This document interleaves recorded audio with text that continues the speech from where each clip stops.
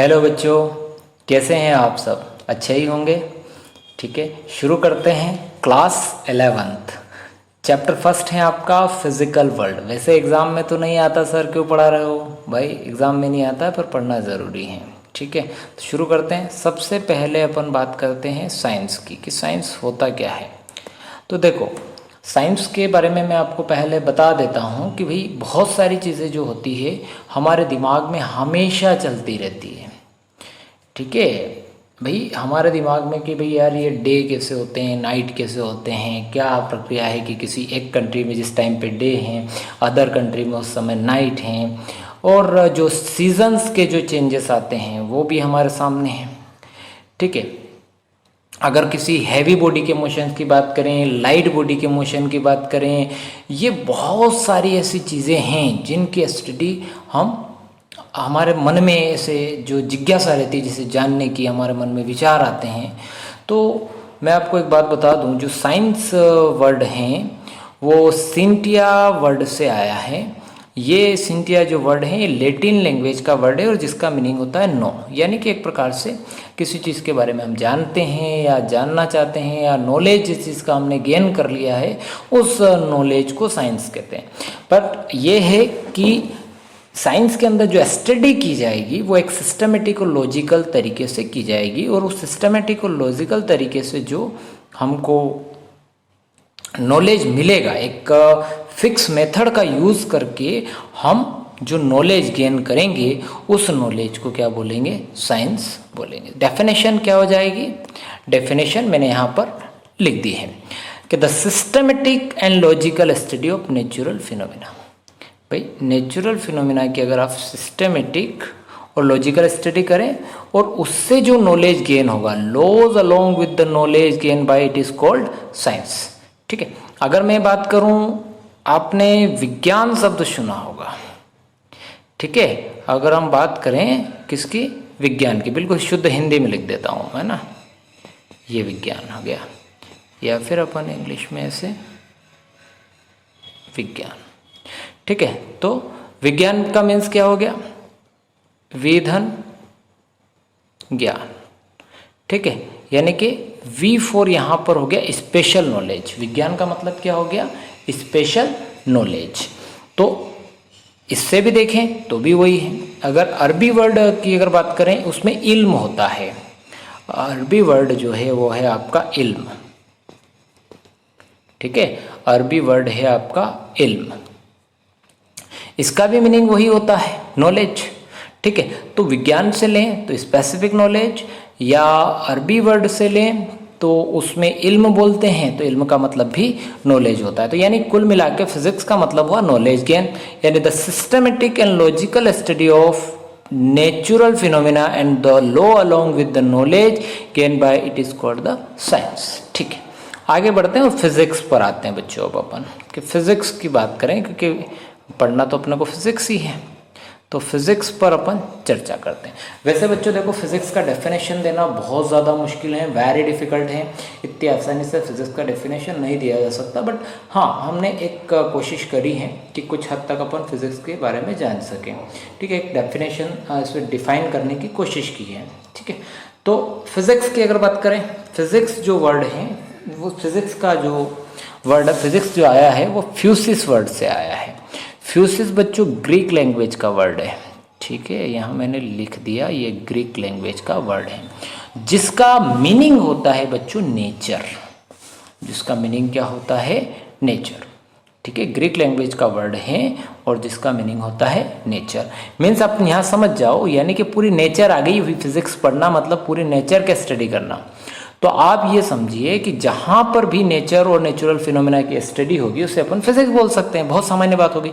Physics is a branch of science which deals with the study of basis laws of nature and natural phenomena. एक definition ये भी अपन दे सकते हैं कि भाई फिजिक्स क्या हो गया?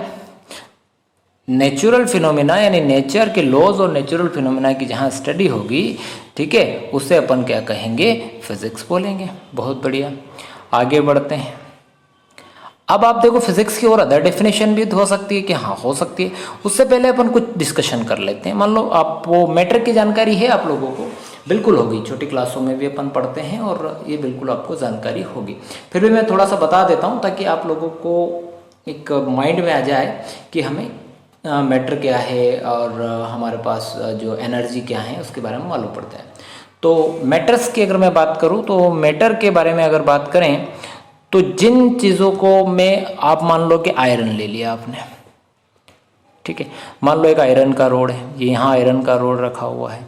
अब ये आयरन के रोड को एक अपना मास होगा, डेफिनेटली आयरन के रोड का अपना मास है। स्पेस इसको जहाँ रखेंगे ऑक्यूपाइड कर रहा है और हमारे सेंस से हम इसे फील कर सकते हैं कि भाई हाँ ये है, ठीक है। जैसे आप इसे टच करोगे आप को ये समझ आएगा कि ये कोई सॉलिड है, ठीक है। आप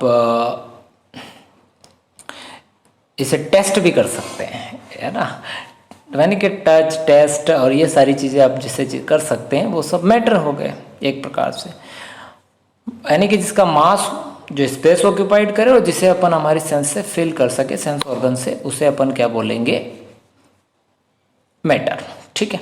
यानी कि आयरन रोड ले ली मैंने, वुड ले ली, ब्लैक बोर्ड ले लिया, आपकी बुक ले ली, ये सब मैटर है बच्चों, ठीक है। अब एनर्जी की बात करें, जैसे अपने को एनर्जी की डेफिनेशन पता है वैसे कि the capacity of doing work is called energy. मैं ऐसा करता हूँ कि आप लोगों ने आराम से खाना आना खाया, एनर्जी आएगी नहीं। अब वो एनर्जी का मास आप बता सकते हो क्या? क्या उस एनर्जी ने स्पेस ऑक्यूपाइड किया है क्या? मान लो एक बहुत ज़्यादा स्ट्रॉन्ग मैन है, बहुत ज़्यादा ताकतवर आदमी है, उसकी एनर्जी और एक दुबले पतले व्यक्ति की एनर्जी इक्वल हो सकती है, इसमें कोई बड़ी बात नहीं है। यानी कि एनर्जी मास क्या करती है, एनर्जी का कोई मास नहीं होता है, स्पेस ऑक्यूपाई नहीं करती हैं, ठीक है। हाँ, उसे फील किया जा सकता है, हमारे सेंस से उसे क्या किया जा सकता है, फील जरूर किया जा सकता है, महसूस किया जा सकता है एनर्जी को। बट एनर्जी को ये जो है क्या बोलते हैं, उसका ना तो मास होता है और ना ही वो स्पेस ऑक्यूपाइड करती हैं। आगे बढ़ते हैं तो डेफिनेशन क्या हो जाएगी फिजिक्स की यहाँ से, इसके बेसिस पर कि the branch of science in which the properties of energy, matter and energy है ना, properties of energy, matter and energy है ना, properties of matter and energy यहाँ पर आएगा, ये मिस हो गया प्रिंट करना, ठीक है, इसको सुधार लीजिएगा। एंड देयर इंटरेक्शंस आर एस्टडीज, तो इस कॉल्ड फिजिक्स, ठीक है। तो समझ में आ गई, यानी इसमें मैटर और एनर्जी के बारे में स्टडी होगी और उनके इंटरेक्शंस के बारे में स्टडी होगी, तो उसे अपन फिजिक्स बोल सकते हैं। ये एक और डेफिनेशन हो सकती है। एक इक्वेशन बच्चों, आइंस्टाइन का मास एनर्जी इक्वेशन बहुत इसी से रिलेटेड है। उसने ये कहा था कि भाई मास और एनर्जी यानी मैटर और एनर्जी इंटर कन्वर्टेबल है, यानी कि मैं ऐसा कहूँ कि मास को एनर्जी में और एनर्जी को मास में कन्वर्ट किया जा सकता है, ये बहुत दोनों इंटर कन्वर्टेबल हैं। और उसने एक इक्वेशन भी दिया था हमको कि भाई E is equal to MC square, ये से मास एनर्जी इक्वेशन बोलते हैं। यहाँ पर E आपका एनर्जी है, E आपकी यहाँ एनर्जी है, C आपकी स्पीड ऑफ लाइट है, ठीक है, और M यहाँ आपका मास है, ठीक। E एनर्जी, M मास और C स्पीड ऑफ लाइट, ठीक है। और आपको पता है एयर और वैक्यूम में स्पीड ऑफ लाइट कितनी होती है, जानते ही होंगे आप तो। एयर और वैक्यूम में स्पीड ऑफ लाइट 3 × 10⁸ मीटर पर सेकेंड, ये अप्रॉक्सीमेट है ना, 2 पॉइंट में होती है, बट ये अपन ने इसमें अप्रॉक्सीमेट वैल्यू यहाँ पर लिख दी है। ओके, आगे बढ़ते हैं बच्चों मास एनर्जी इक्वेशन में। चलो एक काम और करते हैं, इसको थोड़ा सा कैलकुलेशन और देख लेते हैं। मान लो आप में किसी बॉडी का मास 2 kg है, अब इसकी एनर्जी फाइंड आप लोग करना चाहते हैं तो E इज इक्वल टू क्या करेंगे, MC स्क्वायर, 2 × C कितना था 3 × 10⁸, ये इसका स्क्वायर हो गया तो क्या हो जाएगा 9, 9 2 जा 18 × 10⁻16 जूल, ये आपकी एनर्जी हो जाएगी, ठीक है। तो ये भी आप इसकी हेल्प से कैलकुलेट कर सकते हैं। चलो आगे बढ़ाते हैं। अब देखो 2 फंडामेंटल प्रिंसिपल इन फिजिक्स, दो फंडामेंटल प्रिंसिपल हैं, ठीक है। एक होता है यूनिफिकेशन और एक रिडक्शनिज्म, पर पहले अपन यूनिफिकेशन पर चर्चा कर रहे हैं, ठीक है। यूनिफिकेशन की बात कर लेते हैं। देखो, मैं इससे यूनिफिकेशन को बहुत सिंपल वे में बताता हूँ।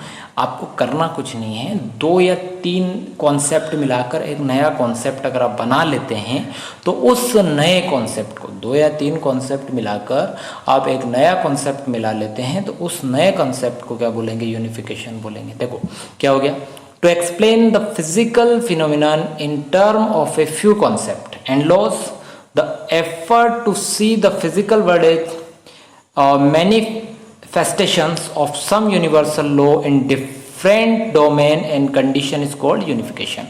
मैं एग्जांपल आपको देता हूँ, इसका एग्जांपल मैंने एक लिखा हुआ है यहाँ पर। जेम्स क्लर्क ने जो बोला उसके बेसिस पर है। तो जेम्स क्लर्क ने, मैक्सवेल है, जेम्स मैक्सवेल ने जो बताया, आपको याद हो तो एक तो इलेक्ट्रिसिटी, मैग्नेटिज्म एंड ऑप्टिक्स, अगर मैं ऐसा कहूँ तो भी गलत नहीं होगा, इलेक्ट्रोमैग्नेटिज्म एंड ऑप्टिक्स, इनमें से जो दोनों को मिलाकर अपन बात करें तो इलेक्ट्रोमैग्नेटिक वेव की बात कर सकते हैं, ठीक है।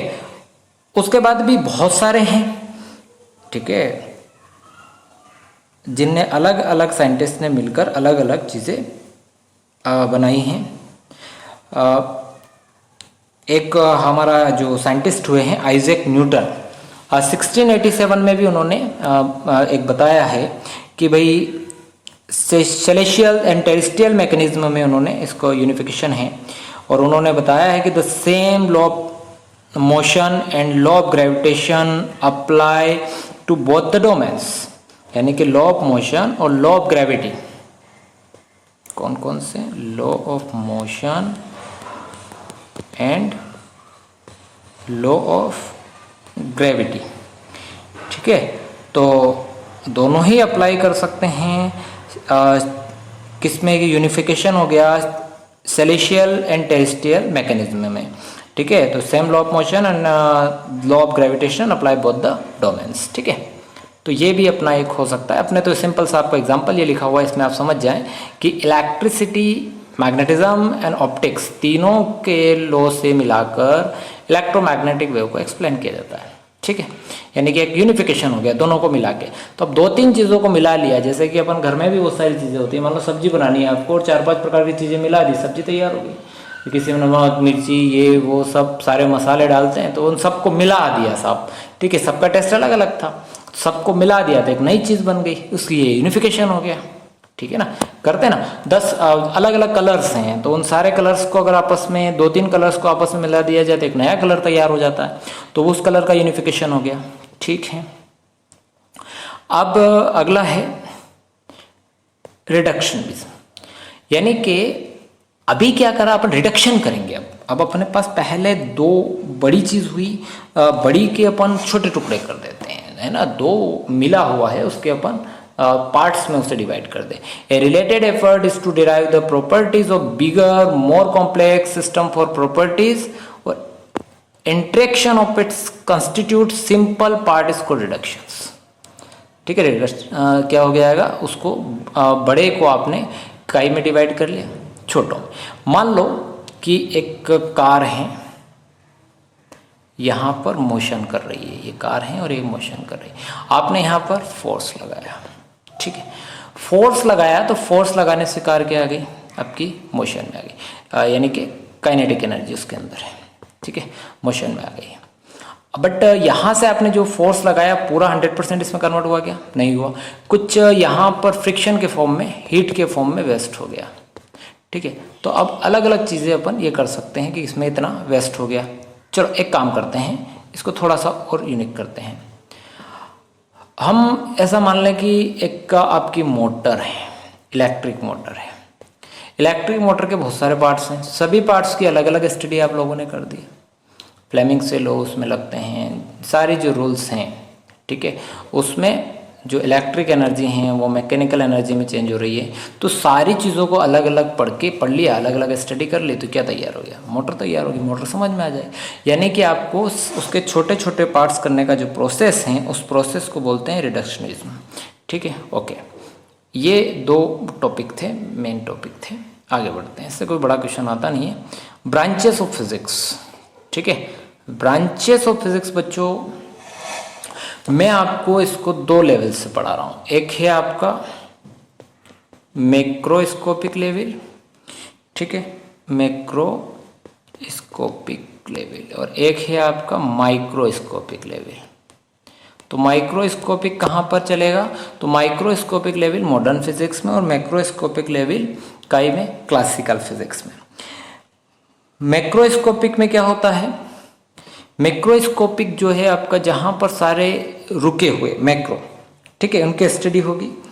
और माइक्रो मतलब जो कि जैसे पार्टिकल्स से हैं, एटम है, एटम्स के भी छोटे पार्टिकल अपन ले लें, एटम से भी छोटे पार्टिकल ले लें, या एटम है, उनकी जहाँ पर स्टडी होती है तो उसे अपन मॉडर्न फिजिक्स बोलते हैं। ठीक है, तो इसके अंदर किसमें आपकी जो क्लासिकल फिजिक्स जिसे अपन बोल रहे हैं, ये फिजिक्स कब की है? तो ये 19th सेंचुरी की है, से पहले की है ना, बिफोर 19th सेंचुरी। और आफ्टर 19th सेंचुरी के बाद जो आया है वो आपकी मॉडर्न फिजिक्स आ गई है। ठीक है, तो क्लासिकल के अंदर क्या क्या लिया? तो क्लासिकल के अंदर मैकेनिक्स, थर्मोडायनेमिक्स, ऑप्टिक्स, इलेक्ट्रोमैग्नेटिज्म। ठीक है, अब आप देखो मैकेनिक्स में क्या पढ़ोगे आप? तो मैकेनिक्स में आप सब सारी चीज़ें आ जाएगी आपकी, डिस्टेंस हैं, आपके स्पीड हैं, सारी चीज़ें मैकेनिक्स में आती हैं। थर्मोडायनेमिक्स से हीट संबंधी रिलेशन अपन पढ़ते हैं।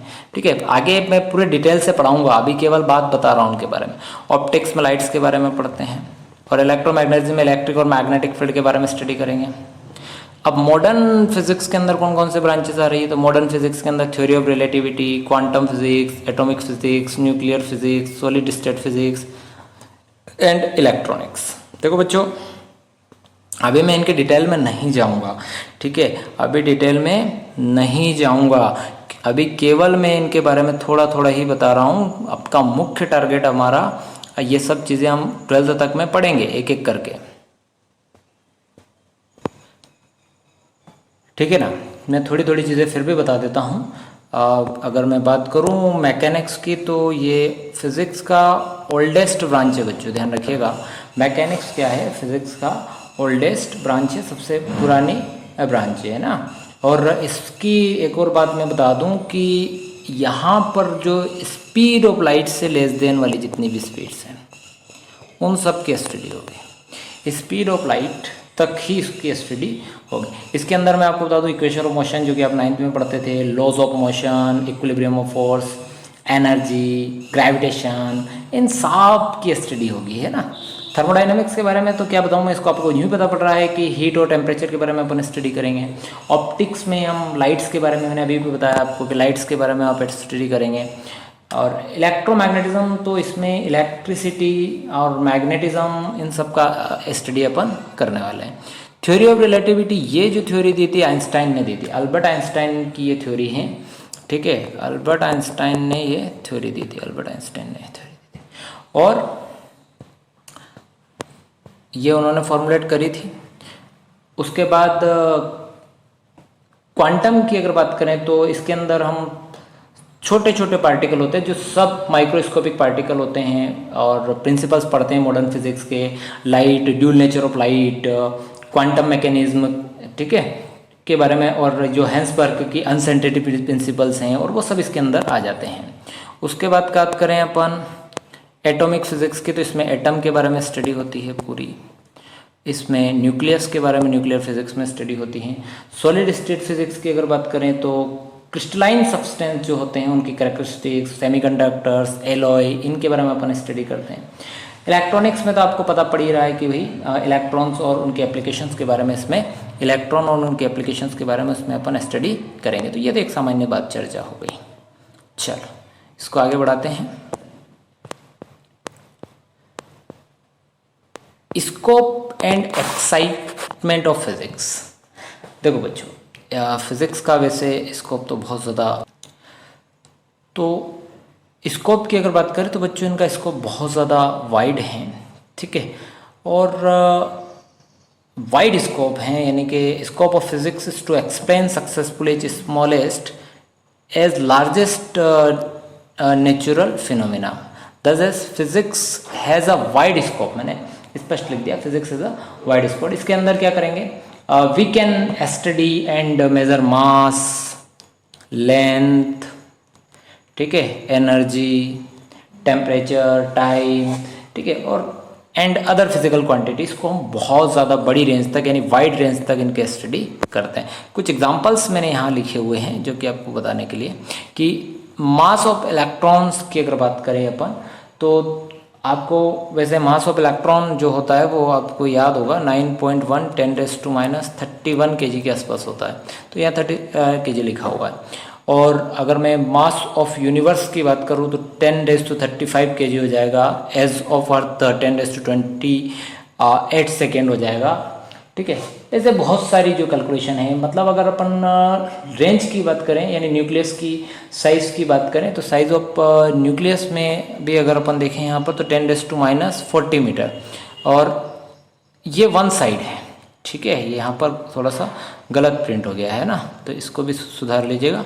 ये क्या है, वन साइड आ जाएगा, तो एक साइड का जो साइज़ ऑफ द न्यूक्लियस हो जाएगा वो 10⁻14 मीटर। तो आप सोचिए सारी चीज़ें कि ये इतनी बड़ी बड़ी क्वांटिटीज़ की आपने जो है स्टडी कर ली है और उनके बारे में आपको पता है, मतलब इतना बड़ा स्कोप है, वाइड है। मैं बहुत छोटी बात बोलूँ तो एक छोटे से एटम से लेकर पूरा यूनिवर्स इसके अंदर आ जाता है, ठीक है। आगे बढ़ते हैं बच्चों, अब एक्साइटमेंट की भी बात कर ही लेते हैं ना, ठीक है। ये भी तो एक्साइटमेंट में अगर देखें तो एक्साइटमेंट तो देखो, मेरी बात सुनो कि आप अभी फिजिक्स पढ़ रहे हैं, किसी भी चीज़ को आप किसी भी फिनोमिना को अपन पढ़ते हैं तो उसको जानने की हमारे मन में एक इच्छा होती है। ग्रेविटी की जैसे ही बात आती है, जैसे कि न्यूटन के मन में एक एक्साइटमेंट था कि यार ये फल ऊपर से नीचे क्यों है, तो अभी आपके मन में ये एक्साइटमेंट है कि यार ये हमें किसी से समझ आ जाएगा, अब हम सीखने वाले हैं, ऐसा एक एक्साइटमेंट मन में होता है। मेज़रमेंट के बारे में आपको बहुत सारी चीज़ें मिल जाती है, ठीक है। लेंथ, मास, टाइप है, इन सब का जो मेज़रमेंट है वो आप अलग तरीके से सीखते हैं, सारी चीज़ें सीखते हैं, तो सीखने में एक एक्साइटमेंट आपके मन में रहता है, ठीक है। जैसे मान लो कि अपन लॉ ऑफ मोशन के स्टडी कर रहे हैं तो ये एक एक्साइटमेंट है, या डे अपन मान लो कि डे नाइट का जो कॉन्सेप्ट है वो हमें फिजिक्स में समझ आ जाता है। या ये बड़ा एक्साइटमेंट होगा अभी कि हम जैसे साइज ऑफ एटम कैसे मेज़र करते हैं, या एज ऑफ अर्थ कैसे मेज़र करते हैं, मास ऑफ यूनिवर्स कैसे पता करते हैं, तो ये सारी चीज़ें आपके मन में एक एक्साइटमेंट बना हुआ है, ठीक है। आगे बढ़ते हैं, अगला टॉपिक लेते हैं, फंडामेंटल फोर्सेस इन नेचर, ठीक है। फंडामेंटल फोर्सेस इन नेचर, तो फंडामेंटल बेसिकली 4 फंडामेंटल फोर्स होते हैं नेचर में। वैसे तो बहुत सारे फोर्स होते हैं, जैसे कि आपका एक पुश, पुल, ये सब फोर्स ही तो है, एक प्रकार से आपने किसी बॉडी को पुश किया या पुल किया, ये सब एक टाइप के फोर्स हैं। रेजिस्टेंस, यहाँ पर अपन फ्रिक्शन फोर्स की अगर बात कर लें, ये सारे फोर्सेस जो हैं ये फोर्स ही हैं, बट बेसिक जो फोर्स हैं वो 4 टाइप्स के होते हैं। आपने अगर छोटी क्लासों में पढ़ाई की हो और पढ़ा हो तो आपको जानकारी होगी कि हम छोटी क्लास जैसे आप 9th में पढ़ते थे तो आपने वहाँ पर ग्रेविटी के बारे में पढ़ा था कि 2 मास ऑब्जेक्ट लिए होंगे, उन ऑब्जेक्ट के बीच का मान लो मैंने डिस्टेंस जो है d ले ली, तो जो फोर्स हैं उनके मास के डायरेक्टली प्रोपोर्शनल एंड डिस्टेंस के स्क्वायर के इन्वर्सली प्रोपोर्शनल होता था। मतलब मास का प्रोडक्ट कर देते थे और फिर आप उसे कंबाइन करके जो फार्मूला फाइंड आउट करते थे वो था F = G(m1 m2/r²). यानी कि डिस्टेंस अगर इंक्रीज करेंगे तो फोर्स आपका डिक्रीज हो जाएगा। यहाँ से आपको एक ग्रेविटेशनल कांस्टेंट भी मिला था जिसका वैल्यू 6.67 10⁻⁴ -11 न्यूटन मीटर स्क्वायर पर केजी स्क्वायर होता है। ये आपको 9th क्लास के अंदर आप लोगों ने पढ़ा है, ठीक है। यानी कि हमें एक तो अगर मैं ग्रेविटेशनल फोर्स की बात करूँ तो हमें ये पता पड़ गया कि the gravitational force acting between to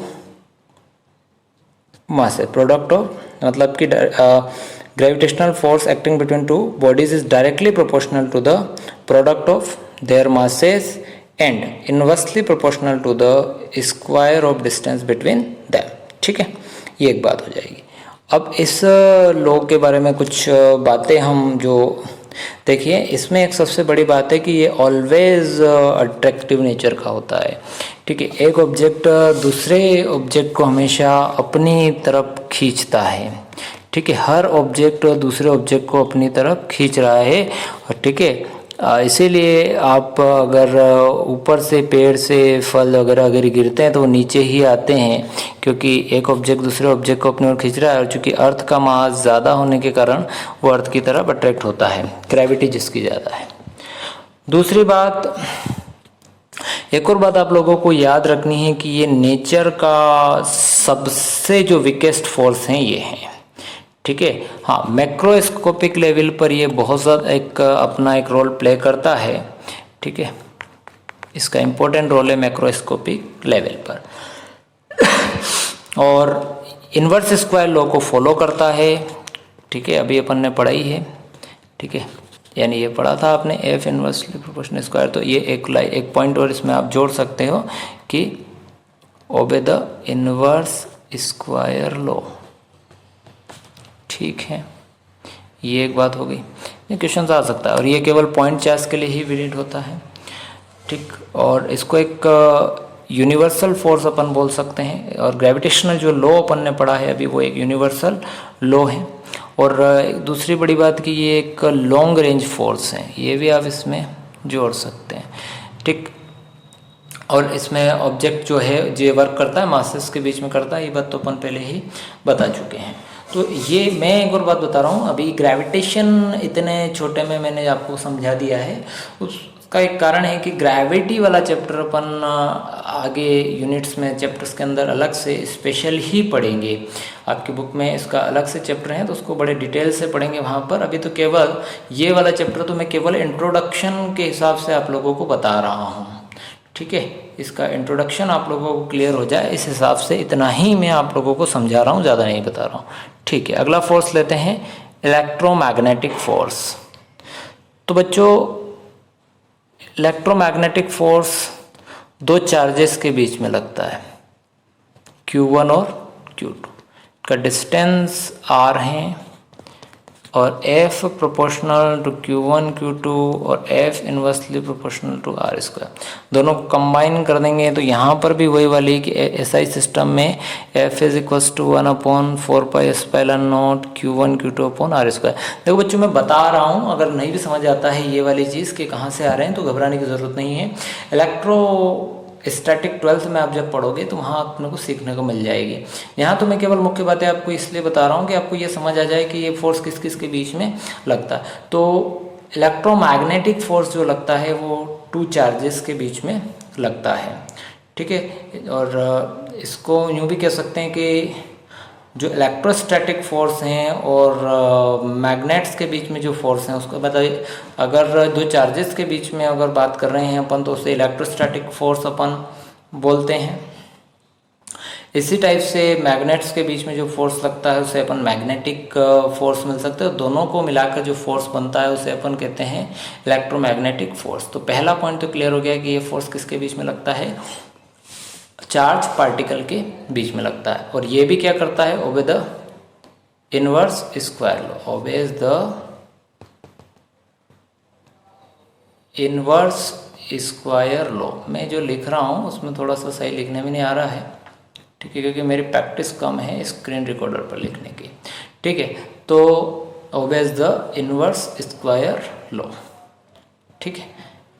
ये वाली बात हो गई, क्योंकि अपने को मालूम पड़ गया था वे सिमिलर है, कूलम्ब्स लॉ जैसा है। बट हाँ, ये है कि कूलम्ब्स लॉ नेचर का सबसे वीकेस्ट है, और ये कूलम्ब्स लॉ से ज़्यादा ग्रेविटेशनल फोर्स से ज़्यादा स्ट्रॉन्ग हैं, ठीक है।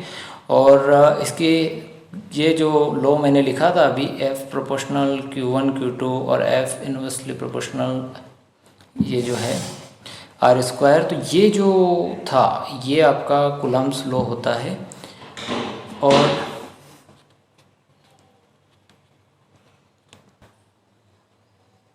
तो बच्चों कूलम्ब्स इन्वर्स स्क्वायर लॉ को फॉलो करता है ये। और मैं ये कह रहा था जैसा कि ये जो फोर्स हैं कंपेरेटिवली ग्रेविटी फोर्स से ज़्यादा स्ट्रांग होता है, ठीक है। ग्रेविटेशनल फोर्स से ज़्यादा स्ट्रांग ये होता है, ठीक है। थोड़ा सा स्ट्रांग होता है, ज़्यादा है नहीं। और इसमें जो चार्जेस होते हैं, मान लो कि प्लस प्लस चार्ज हैं तो उनमें रिपल्शन होगा, माइनस माइनस चार्ज है तो उनमें रिपल्शन होगा, प्लस माइनस और माइनस प्लस के बीच अट्रैक्शन होगा। यानी कि लाइक चार्जेस क्या करते हैं, लाइक चार्जेस रिपल करते हैं और अनलाइक चार्जेस अट्रैक्ट करते हैं, ठीक है। ये वाली बात एक हो गई, ठीक। यानी कि अपन को सारी चीज़ें लगभग क्लियर हो गई। बाकी जो ये अगर ऐसा बोला जाए कि भाई इलेक्ट्रॉनिक स्टैटिक फोर्स की बात करूं मैं प्रोटोनों के बीच में, कि दो प्रोटोनों के बीच में इलेक्ट्रोस्टैटिक फोर्स जो होता है 10⁻36 टाइम्स होता है, किसके कंपेयर में, ग्रेविटेशनल फोर्स के कंपेयर में। ग्रेविटेशनल फोर्स से 10⁻36 टाइम्स स्ट्रॉन्ग होता है ये, ठीक है। और इसके कैरेक्टरिस्टिक्स में क्या आ जाएगा भैया कि ये इन्वर्स स्क्वायर लॉ को फॉलो करता है। अभी केवल संक्षेप में बता रहे हैं, ठीक है। बहुत ज़्यादा चीज़ें इसमें हम आपको नहीं बता रहे हैं, हम केवल ऊपर ऊपर से ही बता रहे हैं, ठीक है। अब बात करते हैं स्ट्रॉन्ग न्यूक्लियस फोर्स। भाई ये आपका एक एटम ले लिया अपन ने और ये इसका न्यूक्लियस है। तो न्यूक्लियस में कौन होता है, तो न्यूक्लियस के अंदर न्यूट्रॉन और प्रोटॉन होते हैं और ऑर्बिट्स में इलेक्ट्रॉन चक्कर लगाते हैं। ये तो अपने को सबको पता है इसे, ठीक है। तो न्यूट्रॉन और प्रोटॉन के बीच में जो फोर्स लगता है न्यूक्लियस के अंदर, उस फोर्स को अपन बोलते हैं न्यूक्लियर फोर्स, ठीक। और ये नेचर का सबसे ज़्यादा स्ट्रॉन्ग फोर्स होता है, ठीक है। और न्यूक्लियस को मतलब कि अब देखें आप, इसकी जो रेंज होती है वो थोड़ी लो होती है, लो रेंज फोर्स हैं, स्मॉल फोर्स हैं। और प्रोटॉन और न्यूट्रॉन के, ये देखो मैंने लिख दिया, तो बैंड्स प्रोटॉन एंड न्यूट्रॉन्स। और स्ट्रॉन्गेस्ट फोर्स है नेचर का। और इससे चार्ज इंडिपेंडेंट होते हैं, इसमें चार्ज डिपेंडेंट नहीं होते हैं। और इन्वर्स स्क्वायर लॉ को ये फॉलो नहीं करता है, does not obey the inverse square law, लिख सकते हो आप, does not obey the inverse square law, लिखा हुआ नहीं है अपन ने यहाँ पर पहले से। उसके बाद it is equal to proton and neutron, ठीक है, दोनों के बीच में बराबर लगता है। उसके बाद रेंज 10⁻⁻15 मीटर का। और जो स्ट्रॉन्ग न्यूक्लियर फोर्स हैं वो ही स्टेबिलिटी के लिए रिस्पॉन्सिबल है, ठीक। हाँ, ये फोर्स आपको अगर मैं बताऊं कि इसका कंपेयर किया जाए काई से, इलेक्ट्रोमैग्नेटिक फोर्स से, तो इलेक्ट्रोमैग्नेटिक फोर्स से 100 टाइम्स होता है ये स्ट्रॉन्ग। और ग्रेविटेशनल फोर्स से जो है 10⁻38 टाइम्स स्ट्रॉन्गर होता है, ठीक है। ये बात अपने को ध्यान देनी है। अब आपका लास्ट फोर्स है वीक न्यूक्लियर फोर्स। अगर इसकी बात करूं तो ये जो फोर्स लगता है फंडामेंटल पार्टिकल्स में, मतलब रेडियो एक्टिव डीके के टाइम पर ये फोर्स लगता है। मतलब अगर बीटा पार्टिकल, न्यूट्रिनो और ये सब चीज़ें अपन पढ़ेंगे, 12th में पढ़ेंगे एटम के अंदर, ठीक है। यानी कि ये जो fundamental particles emitted during the radioactive decay या एलिमेंट या मटेरियल, जैसा भी अपन लिखे। उसके बाद weak nuclear force stronger there gravitational force but very weak electromagnetic force and strong nuclear force. तो वीक न्यूक्लियर फोर्स स्ट्रॉन्गर होता है किससे, ग्रेविटेशनल फोर्स से, पर इलेक्ट्रोमैग्नेटिक और स्ट्रॉन्ग न्यूक्लियर से कमज़ोर होता है। इसका रेंज बहुत कम होता है, यानी कि ये 10⁻16 मीटर के आसपास होता है, ठीक है बच्चों। यानी कि ये चीज़ आपको समझ आएगी। अगर मैं रिलेटिव स्ट्रेंथ तीनों की देखूं, ग्रेविटेशनल फोर्स, आपका weak nuclear, electromagnetic, strong nuclear, तो सबके बीच में अगर रेशियो देखें इनकी स्ट्रेंथ का, तो स्ट्रेंथ का रेशियो है 1:10⁻25, 10⁻36 और 10�38, ये इन सब के बीच का रेशियो होता है। ग्रेविटेशनल, वीक न्यूक्लियर, इलेक्ट्रोमैग्नेटिक और स्ट्रॉन्ग न्यूक्लियर के बीच का जो फोर्स, जो स्ट्रेंथ का जो रेशियो है वो इस टाइप पे होता है। ठीक है,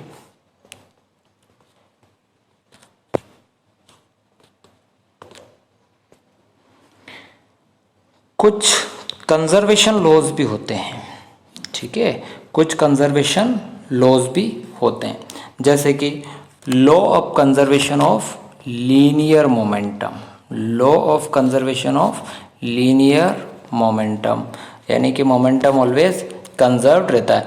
ऐसा कहूँ कि अगर इन the absence of external force linear momentum of system remains constant, तो ये लीनियर मोमेंटम कंजर्व रहता है। Law of conservation of angular momentum, ठीक है, एंगुलर मोमेंटम भी आपका कंजर्व रहेगा। लीनियर मोमेंटम के एग्जांपल्स और ये सब अपन बाद में पढ़ेंगे जब सिलेबस हमारा आगे बढ़ेगा। तो लॉ ऑफ कंजर्वेशन ऑफ दूसरा है angular momentum, law of conservation of angular momentum. तो according to the law, in the absence of external torque angular momentum of the system remains constant. Law of conservation of energy, ये तो सभी को पता भैया, law of conservation of energy, law of conservation of energy, यानी कि जो nature में है energy neither be created nor be destroyed. या फिर law of conservation of charge, isolated system में चार्ज क्या रहता है, कंजर्व रहता है, तो law of conservation of charge. ये कुछ कंजर्वेशन के रूल हैं, ये भी आप एक बार स्टडी कर लें, थोड़ा बहुत पढ़ लेंगे। तो इसमें केवल बेसिक चीज़ें हैं, पूरे चैप्टर के अंदर मैंने इसको बहुत शॉर्ट में आपको पढ़ाया है, समराइज कर दिया है। बाकी आप जैसे भी एनसीईआरटी की बुक से पढ़ोगे तो इस वीडियो लेक्चर से आपको काफ़ी हेल्प मिलेगी। अभी तक आप लोगों ने हमारे चैनल को सब्सक्राइब नहीं किया है तो सब्सक्राइब जरूर कर लीजिए, आप सब्सक्राइब कर लीजिए। अब मेरे ऐसे ही वीडियो आपको मिलते रहेंगे।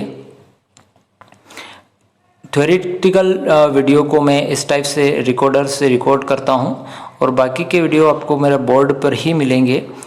और हमारे चैनल के साथ बने रहिए, चैनल को लाइक, शेयर और सब्सक्राइब जरूर कीजिए। हमारे साथ जुड़ने के लिए धन्यवाद। Thank you very much.